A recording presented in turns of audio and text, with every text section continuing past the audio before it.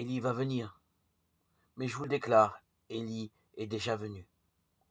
Au lieu de le reconnaître, ils lui ont fait tout ce qu'ils ont voulu. Le Fils de l'homme lui aussi va souffrir par eux. Les disciples comprirent qu'il leur parlait de Jean-Baptiste, Matthieu 17, 12, 13. La figure d'Élie a profondément marqué le peuple d'Israël, la force de sa foi, sa vie d'union à Dieu, son zèle infatigable, ses nombreux miracles, son élévation au ciel dans un char de feu. Tout fait d'Élie un personnage hors norme, propre à soutenir l'imaginaire d'un peuple.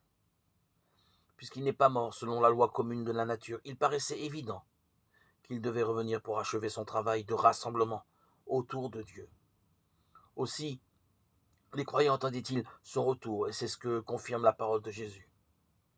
Élie va venir pour tout remettre en place.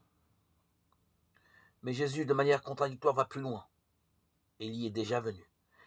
Il pointe du doigt l'aveuglement du peuple et de ses responsables, qui ne l'ont pas reconnu. Comme eux, souvent, nous passons à côté de ce que nous attendons, tout simplement parce que nos certitudes imposent leurs idées qui voilent la réalité et empêchent de la reconnaître. C'est le moment de nous interroger sur notre attente. Quel Christ désirons-nous rencontrer?